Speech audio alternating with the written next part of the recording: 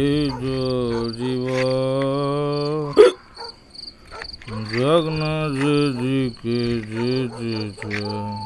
ভাইরা এত জোরে রুসা, এত জোরে এই পথ যদি না শেষ হয় তবে কেমন হতো, মরেই যাও।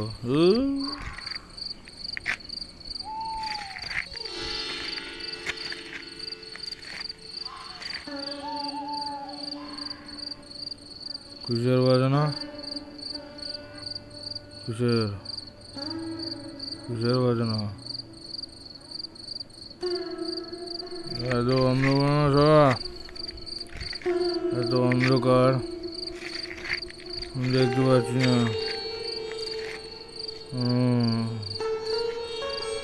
কোথায় গেল ভাই? বাড়ি কই?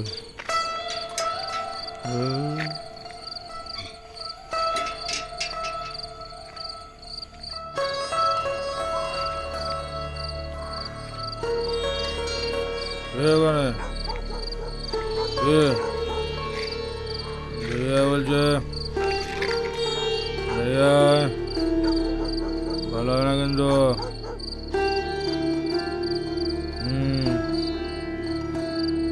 একদম ভালো হবে না।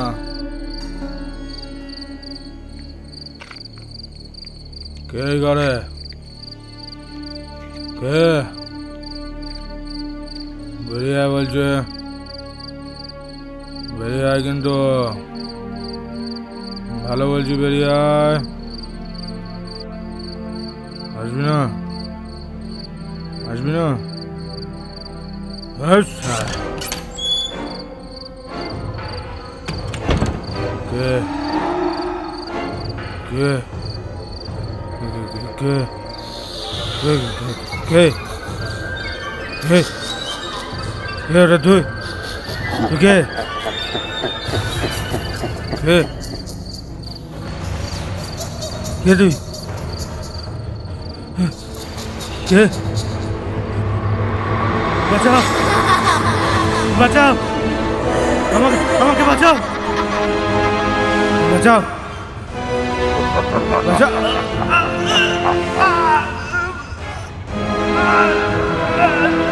বাঁচাও, বাঁচাও, বাঁচাও।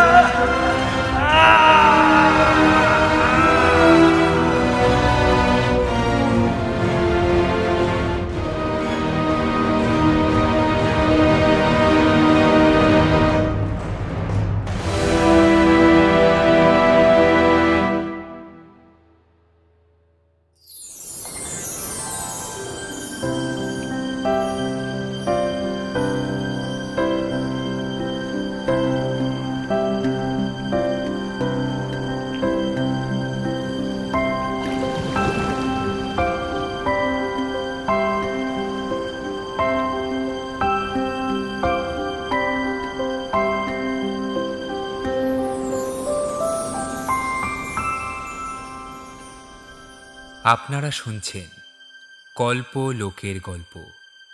তাহলে চলুন ডুব দিই কল্পনার সাগরে।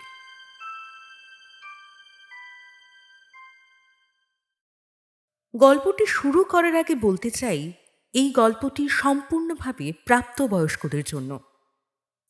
গল্পে পাঠ করা ঘটনা সম্পূর্ণভাবে লেখকের কল্পনাপ্রসূত এবং প্লট তৈরির খাতিরে রচিত। টিম কল্পলোকের গল্প কখনোই শারীরিক বা মানসিক অত্যাচারকে সমর্থন করে না। মদ্যপান, ধূমপান বা তামাক দ্রব্য সেবন স্বাস্থ্যের পক্ষে ক্ষতিকর।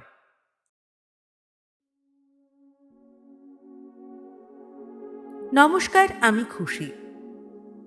ভালোবাসা এমনই এক অদ্ভুত শব্দ যার সঠিক ব্যাখ্যা বিজ্ঞানও দিতে পারবে না। মানুষ অবশ্য নিজেই নিজের মতো করে তার ব্যাখ্যা খুঁজে নিয়েছে। এই ব্যাখ্যা কারোর কাছে প্রতিশোধ, কারোর কাছে লড়াই, বা হয়তো স্রেফ নিখাত প্রেম কিংবা ত্যাগ। আজকাল ত্যাগ করার যুগে ত্যাগ করার মানুষ দেখতে পাওয়া মোটেই সহজ নয়। আজ আপনার জন্য কল্কি বন্দ্যোপাধ্যায়ের কলমে চন্দ্রাবতী।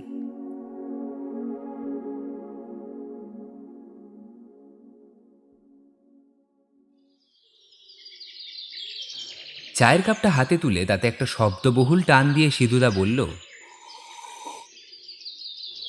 কলকাতাতে আর জায়গা পেলি না? শুটিং করতে সেই গণ্ডগ্রামে যেতে হবে? আমি জানি সিধুদা মজা করে বলেছে, কিন্তু তাও উত্তর দিলাম, আরে বাবা, শুটিং লোকেশনটাই তো গ্রাম্য এলাকায়, আর এখানে অমন পাওয়া যাবে নাকি? সিধুদা কোনো কথা না বলে আগের মতোই লম্বা লম্বা টান দিয়ে চা খেতে লাগলো। এমন সময় দরজা খুলে ঢুকলো রুমি। সিধুদা চায়ের পেয়ালা হাতে ধরে রুমিকে চোখের ইশারায় আমার পাশের সোফাতে বসতে বলল। তারপর আমার দিকে না তাকিয়েই গোল টেবিলের ওপর রাখা দ্য স্টেটসম্যানটার দিকে ভাবুক দৃষ্টি রেখে জিজ্ঞেস করলো, তা কোথায় যাওয়া হচ্ছে? গ্রামের নামধাম কিছু জানিস? ইটন্ডা গ্রাম, বোলপুর থেকে 20 কিলোমিটার ভেতরে একটা প্রত্যন্ত গ্রাম। সিধুদা শেষ টানে চাটা শেষ করে বলল,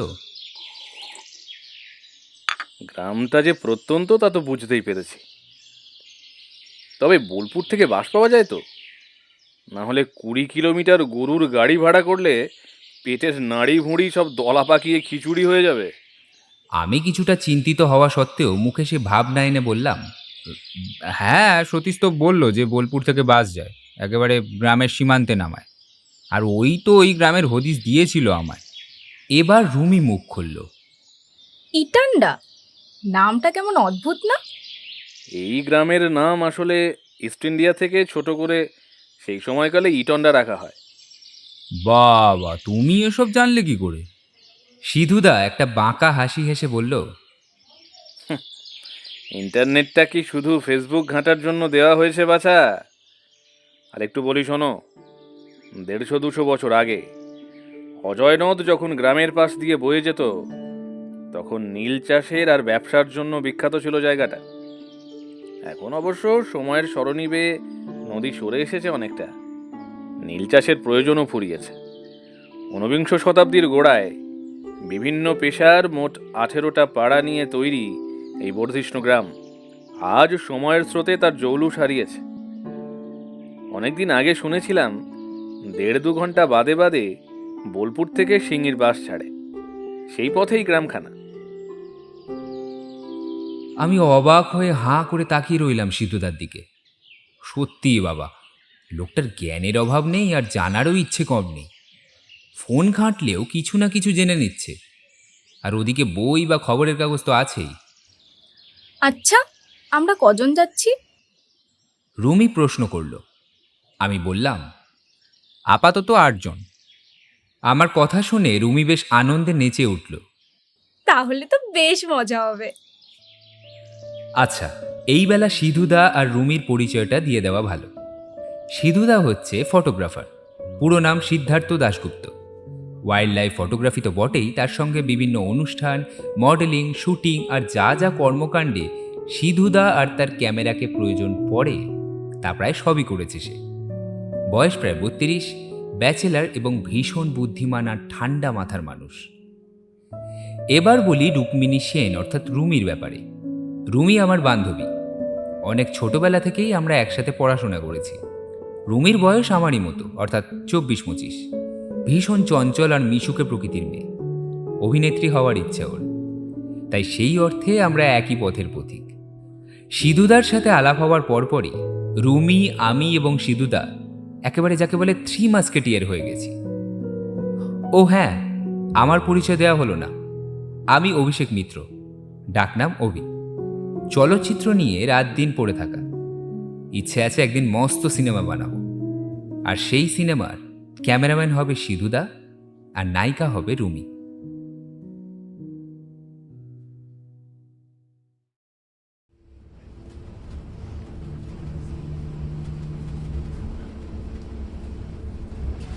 বোলপুর থেকে বাস রওনা হয়েছে মিনিট খানেক হলো।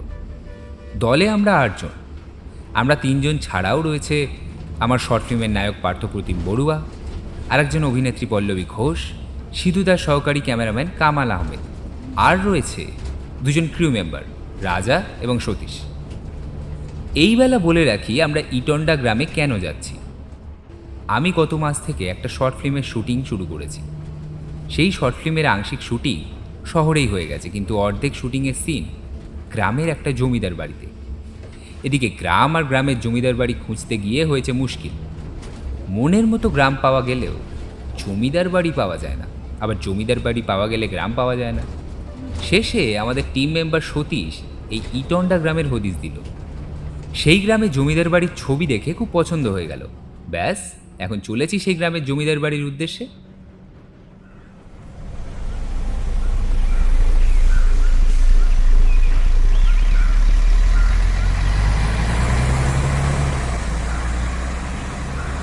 মোটামুটি আন্দাজ 1 ঘন্টার মধ্যেই আমরা ইটন্ডা গ্রামের সীমান্তে পৌঁছে গেলাম।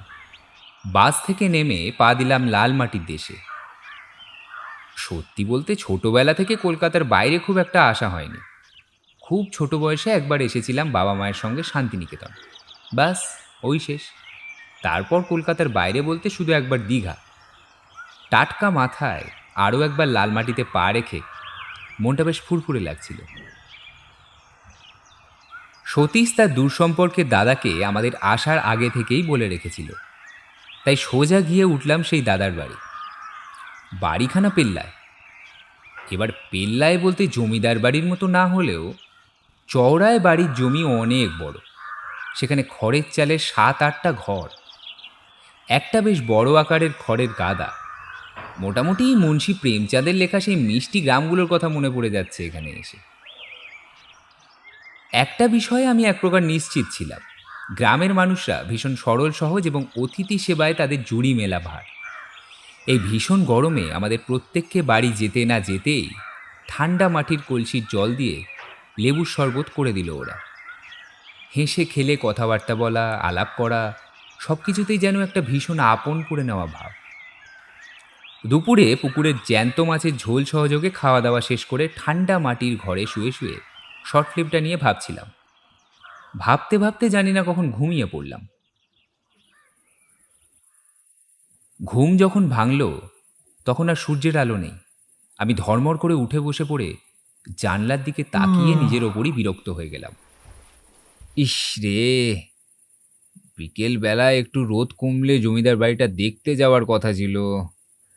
আমি বিরক্ত মুখে উঠে দরজার দাওয়ায় গিয়ে দেখলাম সিধুদা, রিমি এবং আমাদের গোটা দল সহ বাড়ির মানুষজন দাওয়া আর উঠোন জুড়ে বসে গল্প করছে। আমার মুখে বিরক্তির ছাপ দেখে সিধুদা বলল, অনেকটা ধকল গিয়েছিল, তাই আর তোকে ঘুম থেকে ওঠায়নি।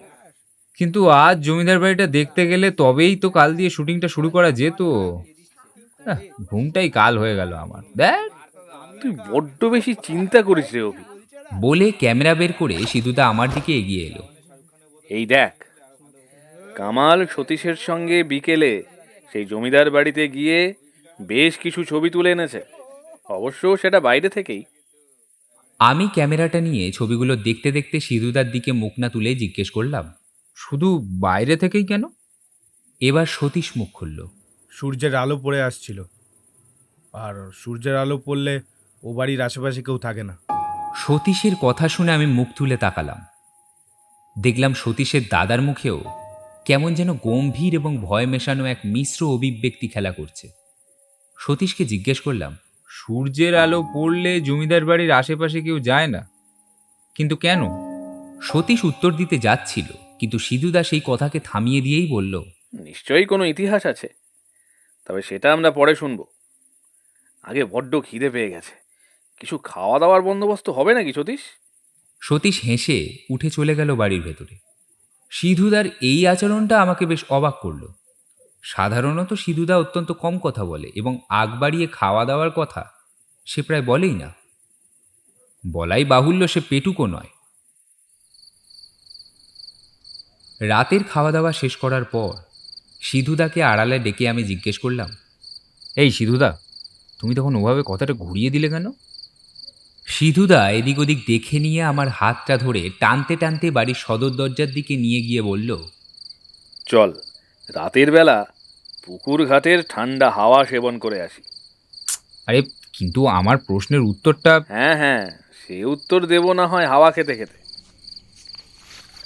লাল মাটির কাঁচা রাস্তা পেরিয়ে বাড়ি থেকে 20 হাত দূরে একটা পুকুর ঘাটে গিয়ে আমরা বসলাম।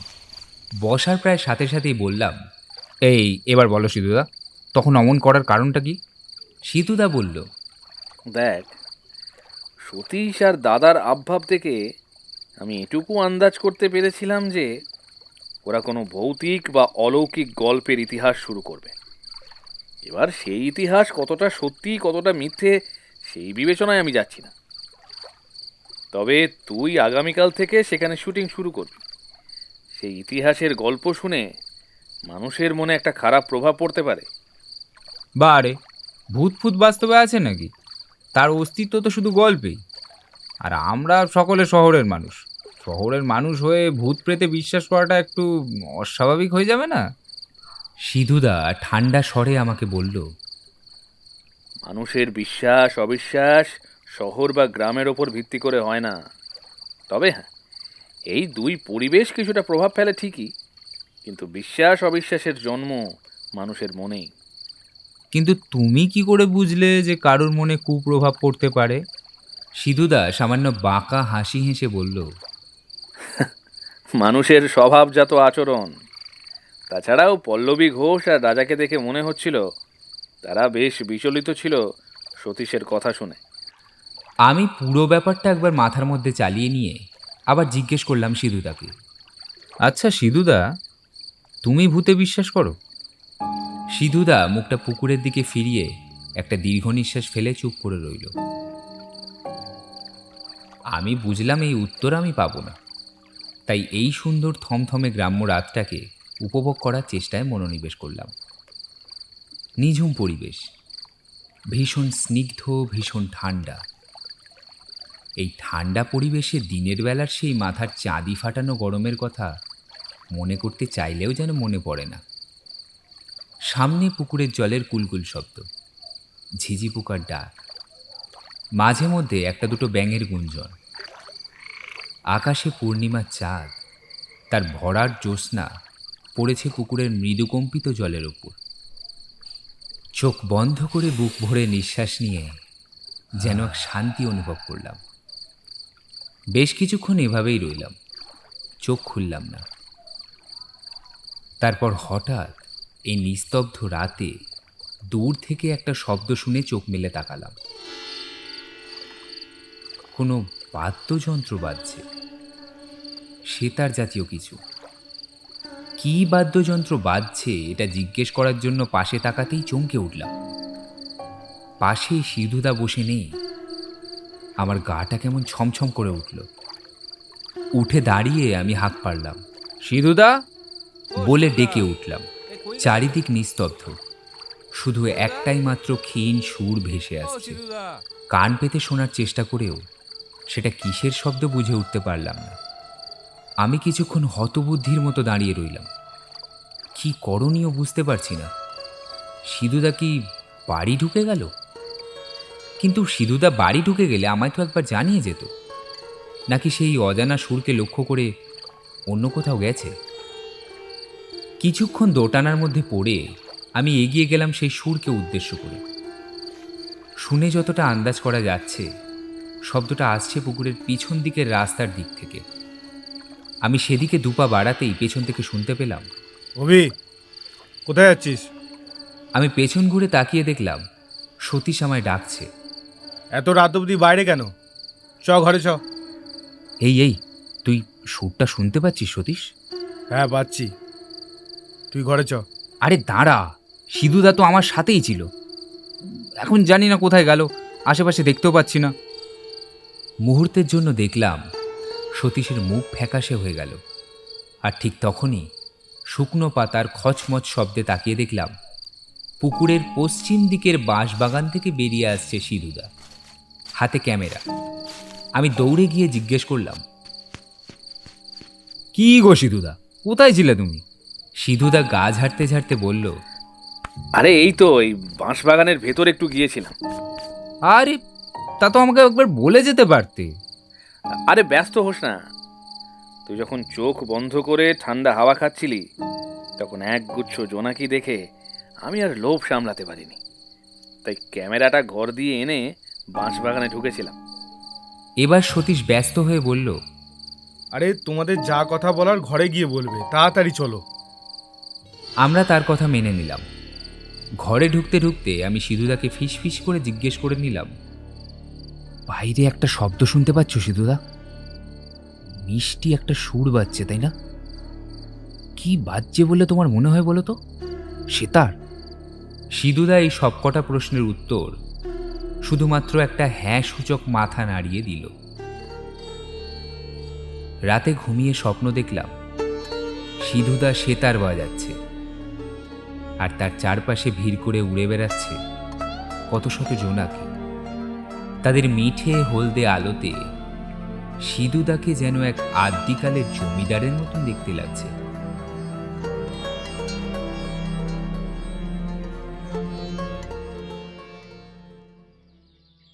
সকালে ঘুম থেকে উঠে ব্রেকফাস্ট সেরে শুটিং সংক্রান্ত বিষয় নিয়ে দলের প্রত্যেকের সাথে আলোচনায় বসলাম। সিধুদা আর সতীশ বলল, বেলা বাড়ার সাথে সাথেই রোদ ভীষণভাবে বাড়বে, তাই রোদ আমাদের রোস্ট করে ফেলার আগেই সকাল সকাল জমিদার বাড়ি চলে যাওয়া ভালো। বাকি আলোচনা সেখানেই হবে। সতীশদের বাড়ি থেকে মিনিট 10 হাঁটা পথ। রোদটা বেশি ওঠার আগেই আমরা জমিদার বাড়ি পৌঁছে গেলাম। একটা মরচে ধরা লোহার গেট পেরিয়ে আমরা প্রবেশ করলাম জমিদার বাড়ির প্রাঙ্গণে। বেশ বড় উঠোন। উঠোনের পাশ দিয়ে জঙ্গল উঠে গেলেও দেখে বুঝতে অসুবিধা হয় না যে এককালে এইখানে বাগান ছিল। তবে বাগানে এককালে কী গাছ ছিল তা বলা কঠিন। উঠোনের থেকে আরেকটু এগিয়ে গিয়ে দেখলাম একটা ওয়াটার ফাউন্টেনের ক্ষয়ে যাওয়া কাঠামো মরুভূমির বিষণ্ণতার মতো অবস্থান করছে। বলাই বাহুল্য সেখান থেকে এই মুহূর্তে কোনো জলের ধারা বেরোচ্ছে না। সদর দরজা দিয়ে জমিদার বাড়ির ভেতর প্রবেশ করে আরও একবার মুগ্ধ হলাম। আরও একবার বলছি কারণ এর আগে ছবিতে দেখেই একবার মুগ্ধ হয়েছিলাম, তাই এবার আরও একবার হলাম। যদিও মুগ্ধ হওয়ার মতো জাঁকজমক নেই। দেওয়াল এবং বিভিন্ন আসবাবপত্রের ওপর পুরু ধুলোর আস্তরণ, আর বাকি জায়গাগুলোতেও ধুলো জমে আছে। সতীশ বলেছিল আমরা আসার আগে ও গ্রামের লোকজনকে বলে পরিষ্কার করে রাখবে। পরিষ্কারের এই নমুনা দেখে সন্দেহ হলো যে শুটিং আদৌ এখানে করা সম্ভব কিনা। এ কথা সতীশকে জিজ্ঞেস করাতে সে বলল, শুটিং যেখানে হবে সেই ঘরগুলো গার্ড লোকেদের বলে পরিষ্কার করেই রেখেছি। একতলায় 3টে ঘর আর দোতলায় 2টো ঘর পরিষ্কার করে রেখেছে ওরা। ও তাহলে মোট 5টাই ঘর আছে ওপরে? না না, 7টা। তাহলে 5টা ঘর পরিষ্কার হয়েছে যে? সতীশ একবার ঢোক গিলে এদিক ওদিক তাকিয়ে বলল, বাকি 2টো ঘরের কথা তুই ভুলে যা ভাই। যা করার আমাদের এই 5টা ঘরেই করতে হবে। কেন? কি আছে বাকি 2টো ঘরে? সেসব কথা পরে বলবো, এখন আপাতত এইসব কথা বাদ দে। আমি বেশ একটু অবাকই হলাম। আমার অবাক দৃষ্টি দেখে সতীশ কিছু আঁচ করেই আমাকে বলল, এই গায়ের লোকেরা এই জমিদার বাড়ি পরিষ্কার করতেই চাইছিল না। অনেক টাকা লোভ দেখানোর পরে শেষে করলো। আর দিনের আলো গেলে এই ত্রিসীমানায় কেউ থাকতে চায় না, তাই পুরো বাড়িটা মোটামুটিভাবে পরিষ্কার করে রেখেছে ওরা। সতীশের এই কথাগুলো শোনার পর মনের মধ্যে কেমন যেন একটা আশঙ্কার ঘণ্টা বাজতে শুরু করলো। কাল রাতে বলা সিধুদার কথাগুলো মনে পড়ে গেল। তুই আগামীকাল থেকে সেখানে শুটিং শুরু করবি। সেই ইতিহাসের গল্প শুনে মানুষের মনে একটা খারাপ প্রভাব পড়তে পারে। আমি তাই ব্যাপারটাকে সম্পূর্ণভাবে মন থেকে দমন করলাম। তারপর দলের বাকি সবাইকে একত্রিত করে শুটিংয়ের রুমে নিয়ে গেলাম। সুচিত্রা, তোমার বাবা বিয়ের জন্য কেন মানছে না? তুমি জানো বাবা তোমাকে পছন্দ করে না। কাট গড়টা শট। দুপুরের আগে অবধি বেশ কিছুটা শুটিং শেষ করা গেল। তারপর সতীশের দাদা বাড়ি থেকে খাবার নিয়ে এলেন। পার্থপ্রতিম বড়ুয়া সকালেই সতীশের দাদাকে বলেছিলেন, দুপুরের খাওয়া দাওয়া তো পঞ্চব্যঞ্জন করো না, যত লাইট খাওয়া দাওয়া করা যায় ততই কাজ করতে সুবিধে। সেই কথা মতোই দুপুরের খাবার এলো। কাঁচা আম দিয়ে টক ডাল, আলু পোস্ত আর ডিমের অমলেট। এই রকম দগদগে গরমে এমন খাবারকেই বোধহয় স্বর্গ বলে। খাওয়া দাওয়া শেষ করে সবাই একটু বিশ্রামের জন্য সময় চাইল। আমি না করলাম না, তবে বলে দিলাম বিশ্রাম যেন মাত্র মিনিট 15-র বেশি না হয়। আমার বিশ্রাম নিতে ইচ্ছে করছিল না, তাই আমি বাড়ির পেছন দিকের বিশাল বড় আম গাছটার দিকে গেলাম। এদিকটায় জঙ্গল কিছু জায়গায় ঘন, আবার কিছু জায়গায় পাতলা। গাছের ছাওয়ার জন্যই বোধ হয় জায়গাটা ভীষণ ঠান্ডা। আম গাছটার দিকে চেয়ে বিশাল বড় বড় ডালপালাগুলো দেখছি, এমন সময় পেছন থেকে রুমির ডাক শুনতে পেলাম। এই অভি, দাঁড়া। কিরে, তুই বিশ্রাম করলি না? ধুর, ওসব আমার আসে না। তুই একা একা ঘুরছিস, তাই তোকে কোম্পানি দিতে চলে এলাম। আমি বুঝলাম রুমির চঞ্চল মন ছটফট করছে এই অচেনা অজানা জায়গাটা ঘুরে দেখার জন্য। ওকে সঙ্গে নিয়ে বাগানের এদিক ওদিক ঘুরে ঘুরে দেখতে লাগলাম। আম গাছের বাগানটা পেরোতে একটা বড় দিঘির সামনে এসে পড়লাম। কুলকুল করছে জল। ঘাটখানা বেশ বড়, দেখলে বোঝা যায় শান বাঁধানো সুন্দর ঘাট ছিল এককালে। এখন সময়ের ঠেলায় পড়ে ভগ্নাংশে এসে ঠেকেছে। রুমি বলল, চল না একটু বসি, জায়গাটা বেশ ঠান্ডা। ওর কথায় সায় দিয়ে বসলাম। দিঘির জল শান্ত, মাঝে মধ্যে একটা দুটো জল ফড়িং উড়ে বেড়াচ্ছে, ফুরফুর করে হাওয়াও দিচ্ছে। সব মিলিয়ে এই অসহনীয় গরমের মাঝে এটা বড়ই মনোরম পরিবেশ। বেশ কিছুক্ষণ এভাবে কেটে যাওয়ার পর হঠাৎ রুমি চিৎকার করে উঠল, এই এই অভি, ওটা কি? আমি রুমির দৃষ্টি অনুসরণ করে পুকুরের দিকে তাকিয়ে কিছুই দেখতে পেলাম না। কই, কোনটা কি? রুমি এবারে আঙুল দেখিয়ে বলল। আরে ওই তো ওটা। আবার আমি দিঘির দিকে তাকালাম, কিছুই দেখতে পেলাম না। সম্পূর্ণ দিঘি ফাঁকা। আমি এবার বললাম, আচ্ছা শোন, তুই যতই ঠাট্টা কর, আমি এসবে ভয় পাওয়ার বান্দা নই। রুমি এবার অস্থির হয়ে বলল, আমি ঠাট্টা করছি না, বিশ্বাস কর। ওই দিঘির জলের মাঝখানে একটা একটা লাল ওড়না ভাসছে। রুমির চোখ দেখে বুঝলাম ও ঠাট্টা করছে না। কিন্তু আমি দুবার চোখ কচলেও যখন কিছু দেখতে পেলাম না, তখন রিমিকে বললাম, তুই ঘরে চল, গরমে হয়তো তোর মাথা কাজ করছে না। আমার মাথা ঠিকই কাজ করছে, আমি ভুল দেখছি না। আমি ওকে শান্ত করার জন্য বললাম, আচ্ছা বাবা, ঠিক আছে, তুই আপাতত চল, শুটিংটা শেষ তো করতে হবে। শুটিং আবার শুরু করা হলো। আর মোট 3টে সিন বাকি ছিল। প্রথম সিনটা ভালোই ভালোই হওয়ার পর দ্বিতীয় সিনে ঝক্কি শুরু হলো। রুমি অভিনয়টা বেশ ভালোই করে, কিন্তু এই সিনটা করতে গিয়ে ও প্রায় 17-18 বার টেক নিল, তাও সঠিক হলো না। সবাইকে রুমির এই আচরণে অবাক হতে দেখলেও আমি অবাক হলাম না। রুমিকে বললাম, কাট। এই এই রুমি, রুমি তুই একটু ব্রেক নে, নিচে যা, পল্লবীদি আছেন, রাজা আছেন, ওদের সাথে একটু আড্ডা মেরে ফ্রি হয়ে আয়, কেমন? রুমি চলে গেল। যাওয়ার আগে দেখলাম ওকে ভীষণ আনমনা দেখাচ্ছে। কারণটা আমার পক্ষে আন্দাজ করা কঠিন নয়। ও নিশ্চয়ই সেই দিঘির জলে লাল ওড়না নিয়ে ভাবছে।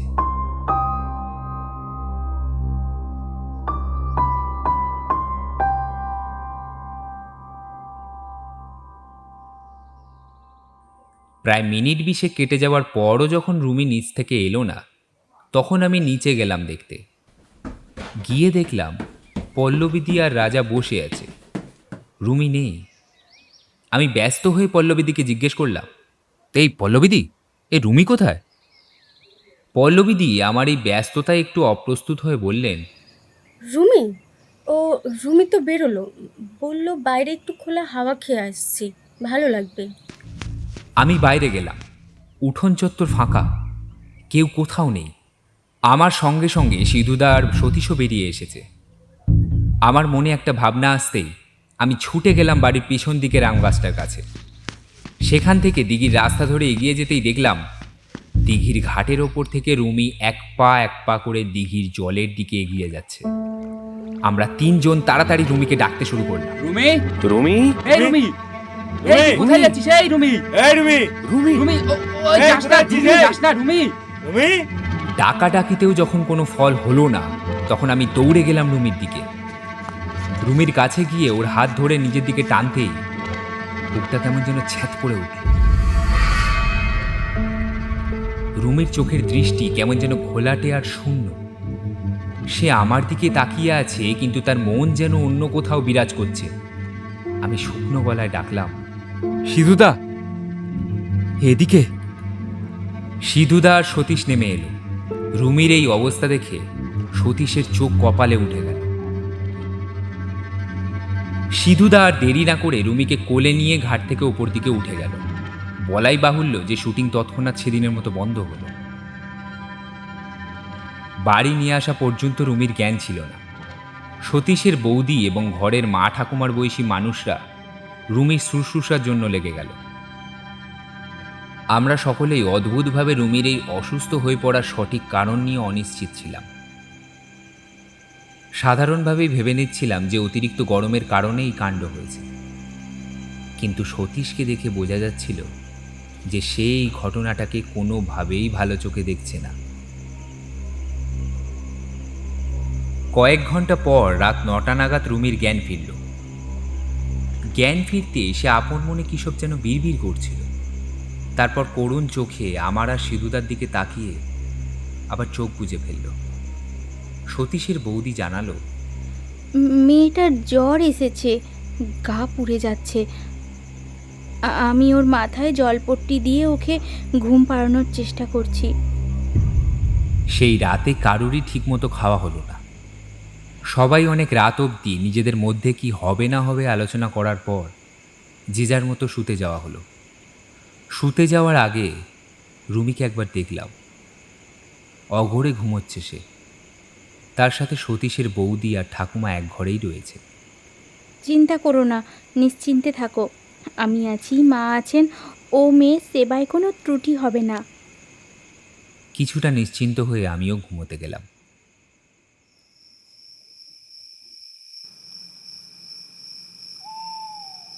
রাত তখন কটা হবে জানি না। একটা হাতে স্পর্শ পেয়ে ধর্মর করে উঠে বসলাম। দেখলাম সতীশ আমায় ডাকছে। হবি, এই হবি। কি হয়েছে সতীশ, এত রাতে? সতীশের চোখ ভয় আর বিস্ময়ের বার্তা বহন করছে। সেই অবস্থাতেই ফিসফিস করে সতীশ বলল, সিধুদাকে ডাক, ডাক ডাক ডাক। আমি একটু অবাক হয়ে বললাম, কেন এত রাতে সিধুদাকে আবার? আরে তাড়াতাড়ি ডাক, হাতে সময় কম। আমি সিধুদাকে ঘুম থেকে জাগিয়ে তুললাম। সিধুদা ঘুম থেকে উঠে আমারই মতো একই রকম ভাব প্রকাশ করল। সতীশ কোনো কথা না বলে হাত দিয়ে আমাদের ইশারা করে ওর পেছন পেছন আসতে বলল। আমরা কিছু না বুঝে শুধুমাত্র সতীশের ব্যস্ততার উপর ভরসা করে ওকে অনুসরণ করতে লাগলাম। সতীশ বাড়ি থেকে বেরিয়ে বাড়ির সামনের রাস্তায় এসে পড়ল। আমরাও এলাম ওর পিছু পিছু। সেই আগের দিনের সেতারের সুরটা শোনা যাচ্ছে। তারপর সতীশ পুকুর ঘাটের পাশের রাস্তায় গিয়ে দাঁড়িয়ে পড়ল। আমরাও দাঁড়ালাম। তারপর ও একবার ভয়ার্ত দৃষ্টিতে আমাদের দিকে তাকিয়ে সামনের দিকে আঙুল দিয়ে কিছু একটা দেখতে নির্দেশ করল। আমি আর সিধুদা দুজনেই সতীশের আঙুল অনুসরণ করে যা দেখলাম তাতে আমাদের চোখের ঘুম সম্পূর্ণভাবে উড়ে গেল। রাস্তা দিয়ে জমিদার বাড়ির দিকে হেঁটে চলেছে রুমি। হ্যাঁ, ওটা রুমি, কোনো ভুল নেই। সেই সাদা রঙের সালোয়ার কামিজ, ধীর পায়ে হেঁটে চলেছে জমিদার বাড়ির দিকে। আর সবচেয়ে অবাক করা বিষয়টা হলো তাকে ঘিরে উড়ে বেড়াচ্ছে একগুচ্ছ জোনাকির বলয়, ঠিক যেমন শনি গ্রহের পাশে বলয় থাকে। আমার গলা শুকিয়ে গেছিল, একটা শব্দ বের হচ্ছিল না। সাহস নিয়ে যে রুমিকে ডাকবো সেটারও জোর পাচ্ছিলাম না। অসহায়ভাবে সিধুদার দিকে তাকাতেই দেখলাম সিধুদার চোয়াল শক্ত। সেও এমন এক দৃশ্য দেখে অবাক হয়েছে, কিন্তু তার যে গলা শুকিয়ে যায়নি সেটার প্রমাণ পেলাম তার ডাকে। রুমি, এই রুমি! সিধুদার এই গুরুগম্ভীর চিৎকারে রুমি থমকে দাঁড়িয়ে গেল। আর ঠিক তার সাথে সাথে হঠাৎ করেই যেন বন্ধ হয়ে গেল সেতারের সুর। রুমি ঘুরে তাকালো। সিধুদা আবার চিৎকার করে ডাকলো, আরে এদিকে চলে আয় রুমি, কোথায় যাচ্ছিস অন্ধকারে? রুমি কিছুক্ষণ স্তম্ভের মতো দাঁড়িয়ে রইল। তারপর হঠাৎ করে এক দমকা হাওয়া ছুটে এলো। আমাদের পাশ দিয়ে সেই হাওয়া রুমির দিকে ছুটে যেতে লাগলো।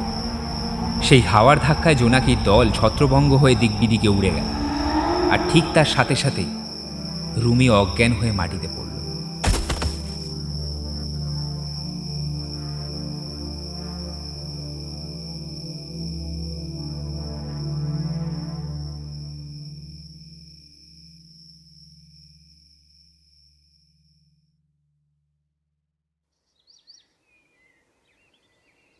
পরদিন সকালে সতীশের দাদা বললেন, আমরা আজই মহেশ্বর গুনিনের কাছে যাব। মহেশ্বর গুনিনটা আবার কি?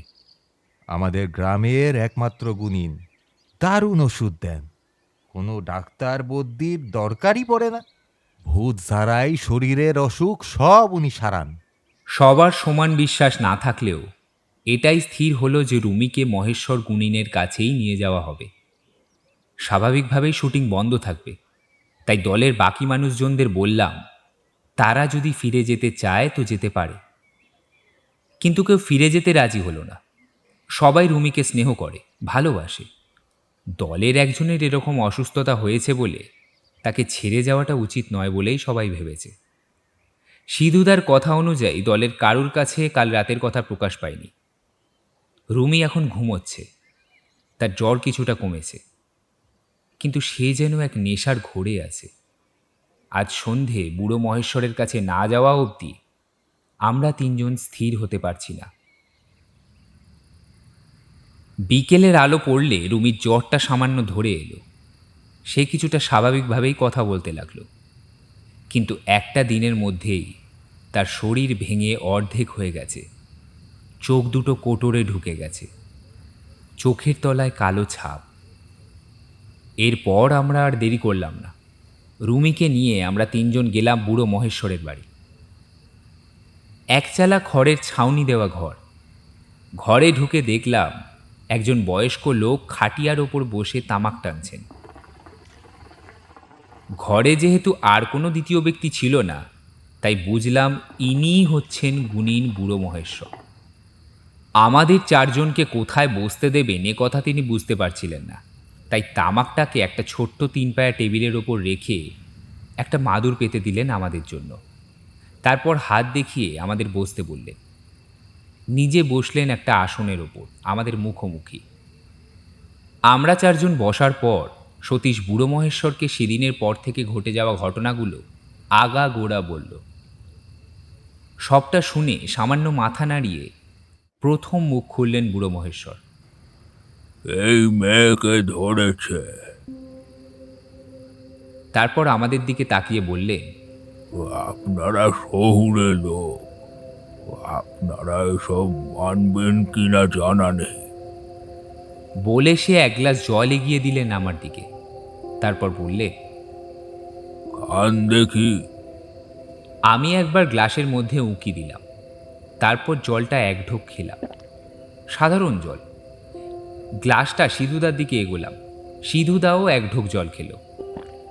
এরপর সেই জলের গ্লাসই রুমিকে দিয়ে গুনিন বললেন, খা দেখিনি মা। আশ্চর্য হয়ে দেখলাম রুমি সামান্য একটু জল মুখে নিতেই সেই জল মুখ থেকে উগড়ে বের করে কাশতে আরম্ভ করে দিল। বিস্ময়ে হতবাক হয়ে দেখছি এসব। কাল থেকে যে কি ঘটে চলেছে বুঝে উঠতে পারছি না। সাধারণ জল খেতে গিয়ে রুমি বমি করে দিল। এটা আমার ভালো লক্ষণ বলে মনে হলো না। রুমি একটু ধাতস্থ হলে বুড়ো মহেশ্বর রুমির দিকে একদৃষ্টে তাকিয়ে জিজ্ঞেস করলেন, এই জমিদার বাড়িতে গিয়ে কোনো বন্ধ দরজা খুলেছিলি? রুমি ধীরে ধীরে হ্যাঁ সূচক মাথা নাড়ল। আমি বুঝে উঠতে পারলাম না কখন রুমি এমন করেছিল। রুমির দিকে তাকিয়েই রইলাম। তাকে দেখে ভীষণ ক্লান্ত মনে হচ্ছে। বুড়ো মহেশ্বর আবার প্রশ্ন করল, তোর জন্ম কবে বলতো মা? রুমি অস্বস্তিতে কোনো উত্তর দিতে পারছে না দেখে আমি বললাম, 23শে ফেব্রুয়ারি, আর সালটা 1999। বুড়ো মহেশ্বর জন্ম তারিখ শুনে একটা ছোট্ট কাঠের বাক্স থেকে একতারা হলদে হয়ে যাওয়া কাগজ বের করে সেখানে কী সব হিসাব করতে লাগলো। মিনিট খানেক হিসাব করার পর সে উজ্জ্বল দৃষ্টিতে রুমির দিকে তাকিয়ে রইল। এবার সিধুদা প্রশ্ন করল, গুণিন মশাই, এই জমিদার বাড়ির কি কোনো ইতিহাস আছে? থাকলে আমাদের একটু বলুন। সিধুদার প্রশ্ন শুনে বুড়ো মহেশ্বর ওর দিকে তাকালো। তারপর চোখ বন্ধ করে কিছুক্ষণ অতীত হাতড়ে বলা শুরু করল। দিগম্বর সেন নাম ছিল জমিদারের। খুব সরল সাধাসিধে মানুষ ছিলেন। অনেক বড় দানবীর আর পরোপকারীও ছিলেন। পরিবারের স্ত্রী আর তার একমাত্র কন্যা চন্দ্রাবতী। তার বছর কুড়ির কন্যা তার কাছে প্রাণের চেয়েও প্রিয় ছিল। তিনি তার কন্যাকে চোখে হারাতেন। তার স্ত্রীর মৃত্যুর পর চন্দ্রাবতীর ভীষণ মানসিক ব্যায়াম দেখা যায়। মানসিক ব্যায়াম থেকে শারীরিক ব্যায়াম দেখা দিলে দিগম্বর সেন অস্থির হয়ে পড়ে। তখন এ গায়ে কোনো ডাক্তার বদ্যি ছিল না। এক গুণিন ছিল, যার নাম ছিল মদনলাল। সেই চন্দ্রাবতীর চিকিৎসা শুরু করে। কিন্তু কিন্তু দিগম্বর সেন জানতেন না যে ওই গুণিন কত বড় পাষণ্ড ছিল। গুণিন দিগম্বর সেনের আড়ালে তার কন্যা চন্দ্রাবতীকে চিকিৎসার নাম করে ভোগ করত।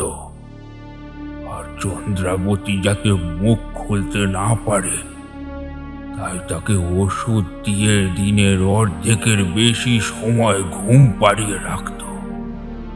আর তার পরিচারিকাটিকেও টাকা দিয়ে মুখ বন্ধ করিয়ে রেখেছিলেন। কিন্তু কিন্তু নিয়তির ফের একদিন দিগম্বর সেন এই বিষয়টা হাতে নাতে ধরে ফেললেন।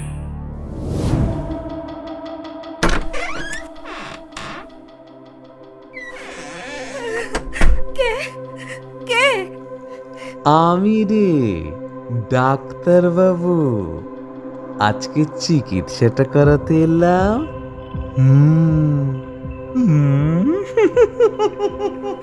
আমি ছেড়ে দাও, ছেড়ে দাও, ছেড়ে দাও না, আমার খুব কষ্ট হয়। আহা, অমন বললে তো হবে না। চিকিৎসা করালে তো একটু কষ্ট হবে। আর তোমার একটু কষ্ট হলে আমার আমার আনন্দ হবে। ছেড়ে দাও, আমার পায়ে পড়ছি, ছেড়ে দাও না, ছেড়ে দাও। ওহ ওহ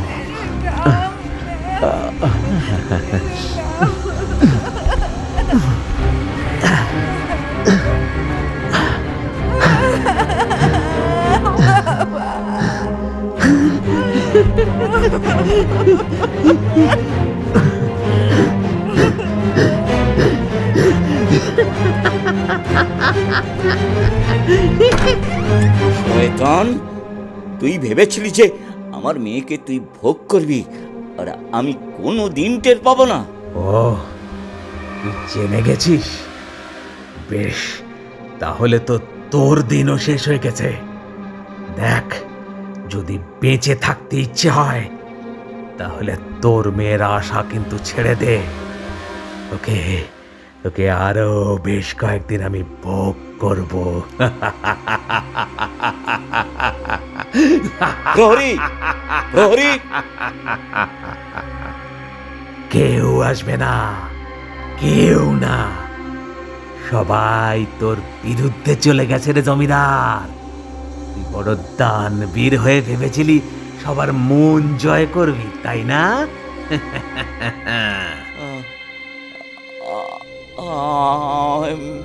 মেরে ফেল, কিন্তু কিন্তু আমার মেয়েটাকে ছেড়ে দে, আমার মেয়েকে ছেড়ে দে, আমায় দয়া কর, দয়া কর। কেন কেন দয়া করব? তুই করেছিলি? আমার বোনটাকে নিজের ভাইয়ের সাথে বিয়ে দিলি, আর তার 1 বছর পর তোর ওই কুলাঙ্গার ভাই আবার বিয়ে করলো, আর আর আমার বোনটা পাগল হয়ে গেল দুঃখে। চলো, কেন? কি দোষ করেছিলি? কি দোষ করেছিলি আমার বোন? হ্যাঁ, বল বল। তোর তোর তোর বোন বন্ধা ছিল, তাই আমার ভাই আরেকটা বিয়ে করে।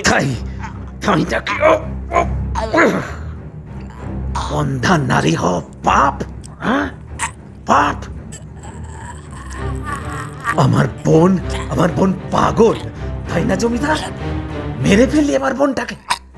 দেখ শালা এবার কে কুকুরের মতো মরল।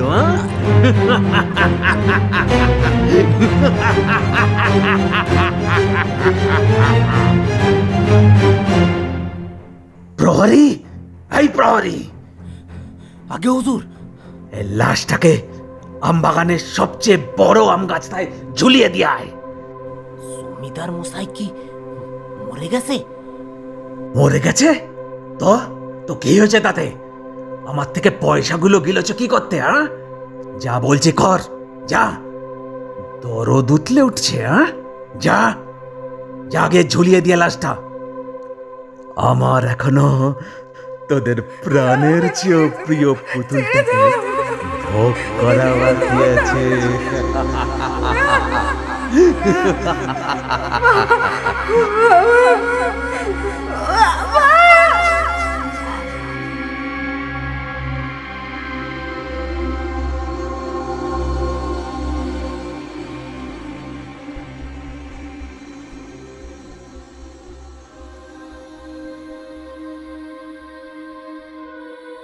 সকল গ্রামবাসীদের কোলাহলের ধমক উঠল জমিদার বাড়ির বাগানে।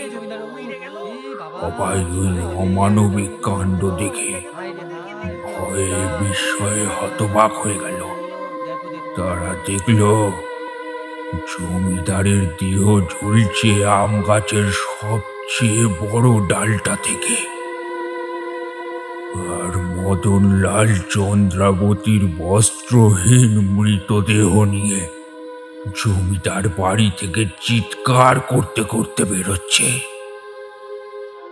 সেই মৃতদেহের শরীরে কোনো কাপড় ছিল না, শুধু তার হাতে ছিল একটা লাল ওড়নার টুকরো।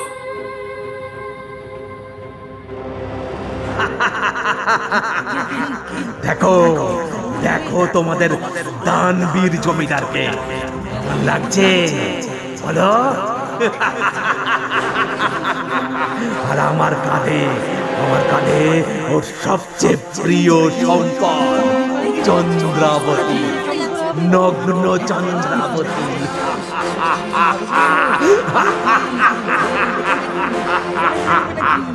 দেখো,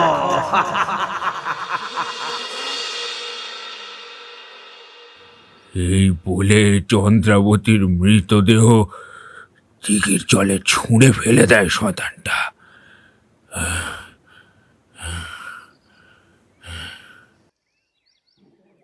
এই পর্যন্ত বলে বুড়ো থামলেন।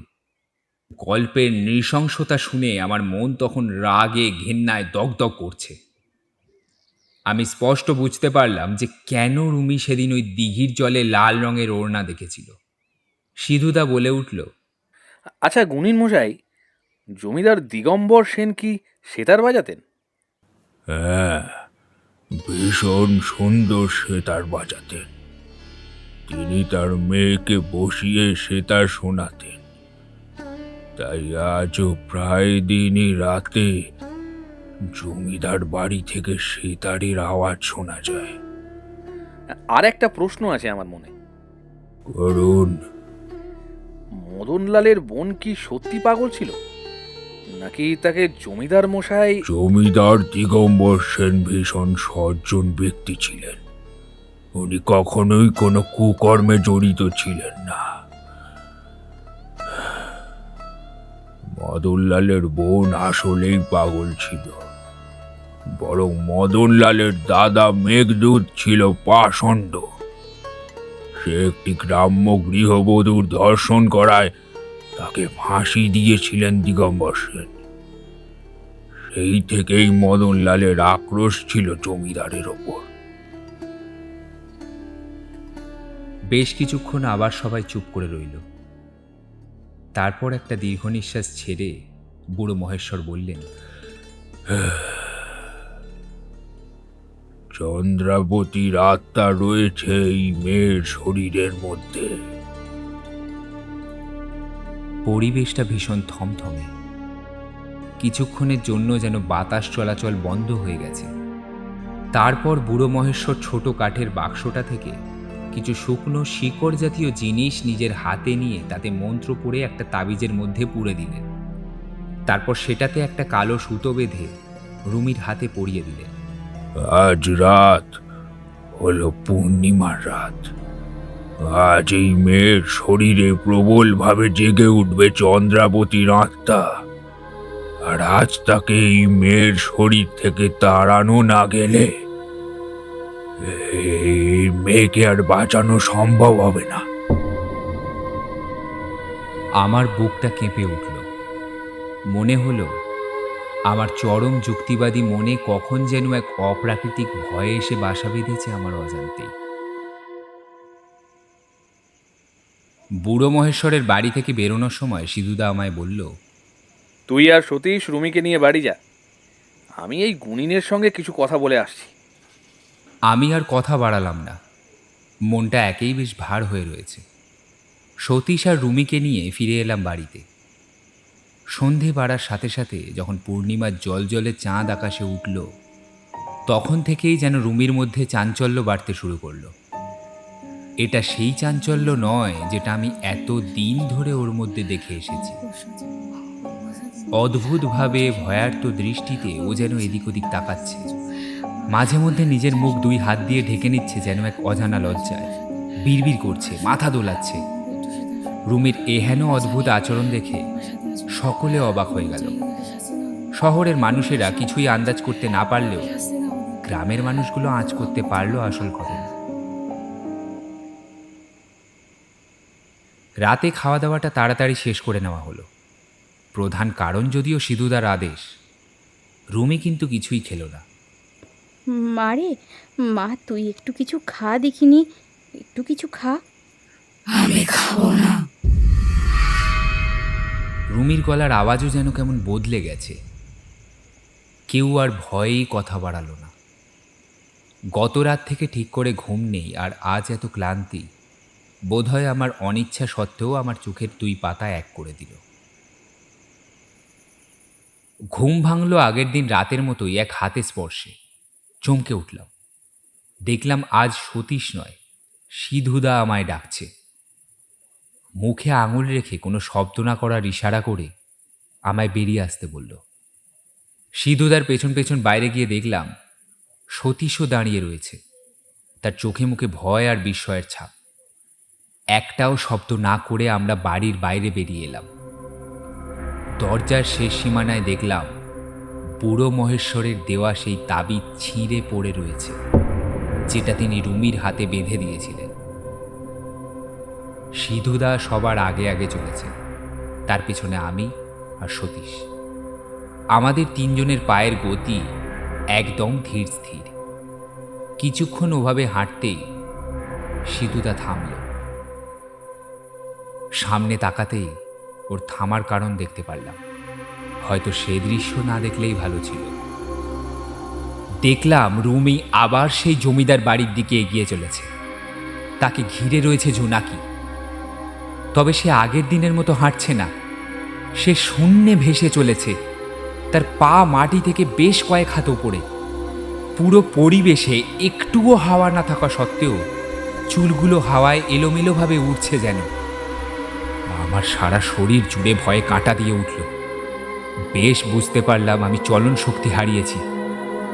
সারা শরীর ঠান্ডা হয়ে যেন জমে গেছে, গলা শুকিয়ে কাঠ। রুমি ওভাবেই ভেসে যেতে যেতে জমিদার বাড়িতে মিলিয়ে গেল। আর সে মিলিয়ে যাওয়ার পর একটা পায়ের শব্দে চোখ ঘুরিয়ে তাকাতেই চাঁদের আলোয় পরিষ্কার দেখলাম গায়ে একটা লাল কাপড় জড়িয়ে কাঁধে একটা ঝোলা নিয়ে এগিয়ে আসছে বুড়ো মহেশ্বর। জানি না কেন, তবে তাকে দেখেই শরীরে কিছুটা বল ফিরে পেলাম। সে আমাদের উদ্দেশ্যে গম্ভীর কণ্ঠে বলল, আমার সঙ্গে এসো। এই কথা বলে সে জমিদার বাড়ির দিকে অগ্রসর হলো। আমরাও মন্ত্রমুগ্ধের মতো তাকে অনুসরণ করলাম। জমিদার বাড়িতে ঢুকতে ঢুকতে আমি কিছুটা ধাতস্থ হয়ে সিধুদাকে জিজ্ঞেস করলাম, সিধুদা, উনি কি করে? তোরা চলে যাওয়ার পর আমি ঠিক এই বিপদের আশঙ্কা করেই ওনাকে আসতে বলে রেখেছিলাম। এই বিপদ থেকে রুমিকে বাঁচাতে পারলে হয়তো এই বুড়ো মহেশ্বরই পারবে। বেশ বুঝতে পারলাম শেষের কথাগুলো বলতে গিয়ে সিধুদার গলা কেঁপে উঠল।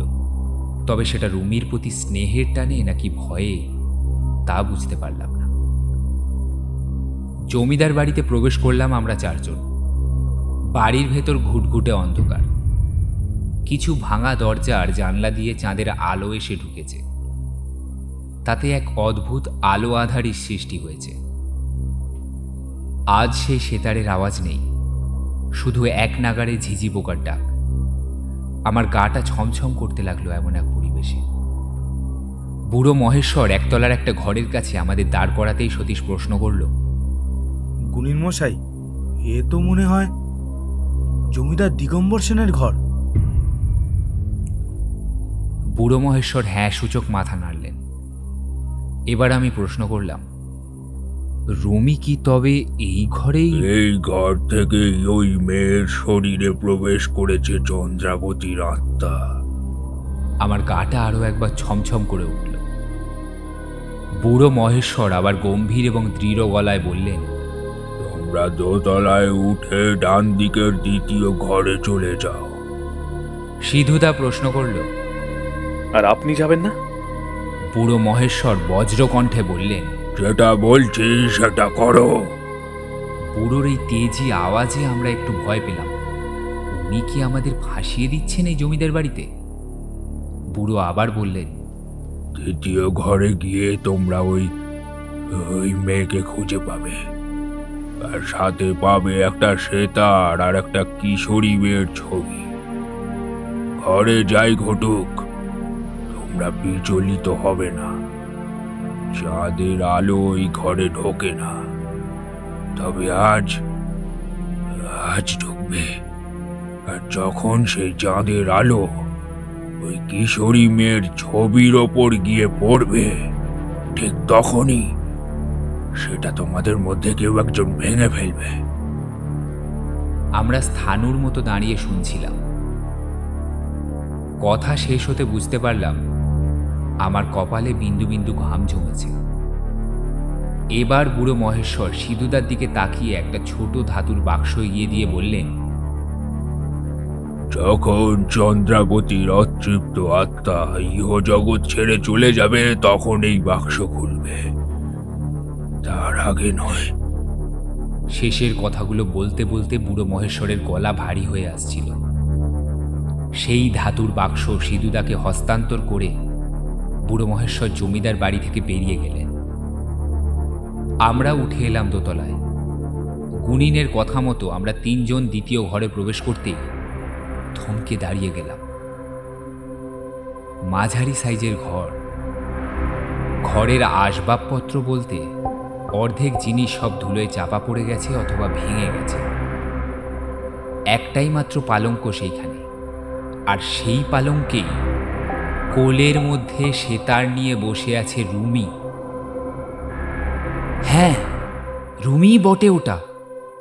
সেই সাদা পোশাক, লম্বা কালো চুল, তার মাথা সেতারের ওপর নুইয়ে পড়েছে। তার মুখ দেখা যাচ্ছে না, আর তাকে ঘিরে উড়ে বেড়াচ্ছে একরাশ জোনাকি। আমার কাঁধের ওপর সিধুদার হাতের চাপে ডান দিকে তাকাতেই বুকটা কেঁপে উঠল।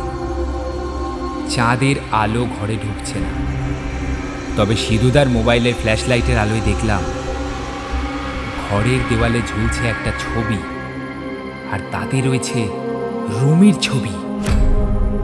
আমার সারা গায়ের লোম খাড়া হয়ে গেল। এটা কি দেখছি আমি?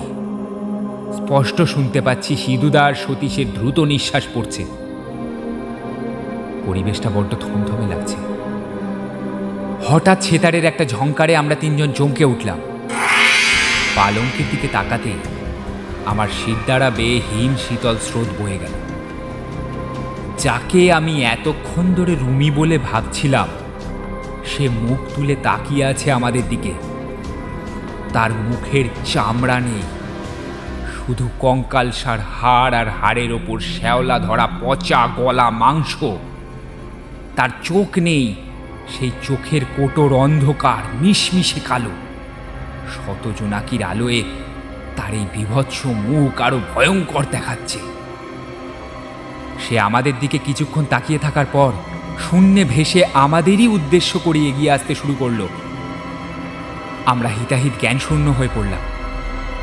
এরকম ভয়ানক অবস্থায় যে আমাদের পালাতে হবে তা আমরা ভুলে গিয়েছিলাম। সেই ভীষণ মূর্তি আমাদের একদম কাছে এসে এক বিজাতীয় গর্জন করতে লাগলো। তার শরীর থেকে আসা নোংরা শ্যাওলা ও মাংস পচা দুর্গন্ধে দম বন্ধ হয়ে আসতে চাইল। আমার মনে হলো আমি জ্ঞান হারাবো।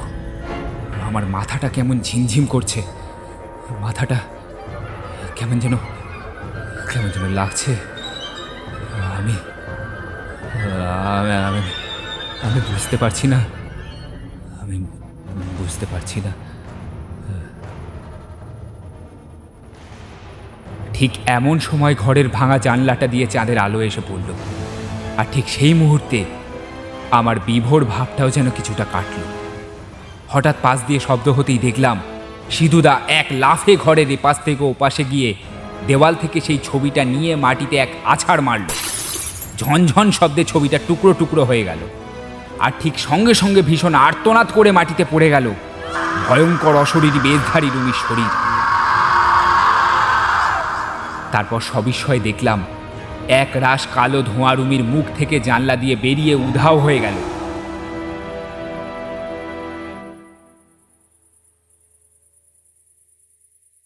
সব কিছুক্ষণ নিশ্চুপ হয়ে রইল। তারপর সতীশ শুকনো গলায় বলল, সিধুদা, আমাদের কাজ কিন্তু এখনো শেষ হয়নি। সিধুদা ঘন ঘন নিঃশ্বাস নিতে নিতে বলল, হ্যাঁ হ্যাঁ হ্যাঁ, মনে আছে। বলেই বুড়ো মহেশ্বরের দেওয়া ধাতুর বাক্সটা খুলল। সেই বাক্সের মধ্যে থেকে বের হলো একটা ভাঁজ করা চিঠি। সিধুদা জানলা দিয়ে আসা ঝকঝকে চাঁদের আলোয় সেই চিঠি খুলে ধরল। আমি আর সতীশও দেখতে লাগলাম। চিঠির লেখা ছিল কতকটা এই রকম: এই চিঠি আমার শেষ কথা, যেটা তোমাদের বলে গেলাম।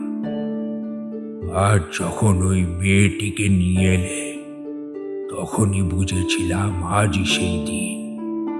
কারণ এর আগে কোনো দিন কোনো মেয়েকে দেখিনি যাকে অবিকল চন্দ্রাবতীর মতোই দেখতে। যাই হোক, আসল কথাটা বলি। যে পাষণ্ড গুণী চন্দ্রাবতী এবং দিগম্বর সেনকে খুন করেছিল,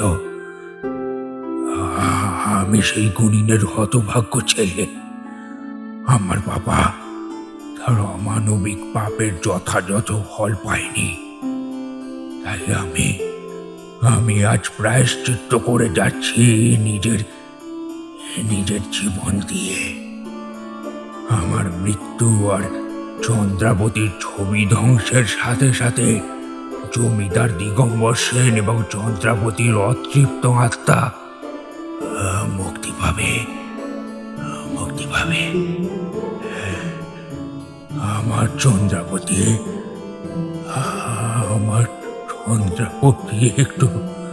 একটু শান্তি পাবে। খুব ভালোবাসতাম ওকে, তা হয়তো বলতে পারিনি। এতকাল পর ওর কাছে গিয়ে বলবো।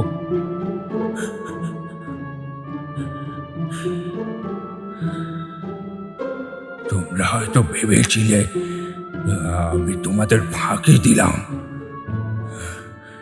আসলে ফাঁকি আমি দিয়েছিলাম। ফাঁকি না দিলে এই প্রাণ উৎসর্গ হয়তো তোমরা করতে দিতে না। পাপী রক্ত আমার শরীরে বইছে, তাই আমার প্রাণ আমি নিজে হাতে শেষ করে দিলাম।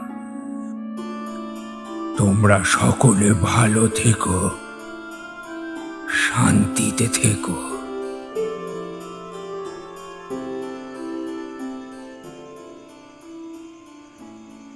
মনটা কেমন যেন মুষড়ে গেল।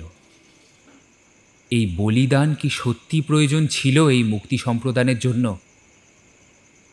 জানি না, তবে এটুকু জানি ওই বুড়োটার আত্মত্যাগ দুটি নিষ্পাপ মেয়েকে শান্তি দিয়ে গেল, তাদের সমগ্র বেদনা দিয়ে মুক্তি দিয়ে গেল চিরতরে।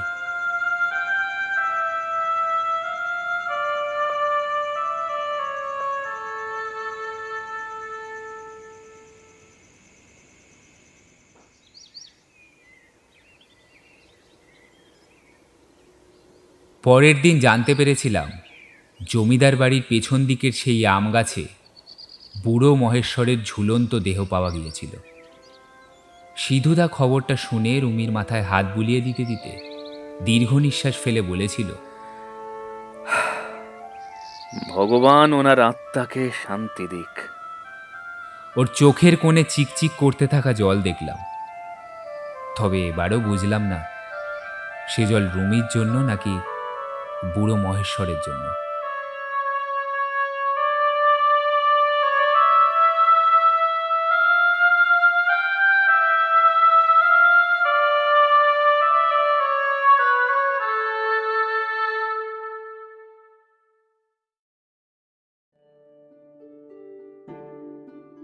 শুনছিলেন চন্দ্রাবতী।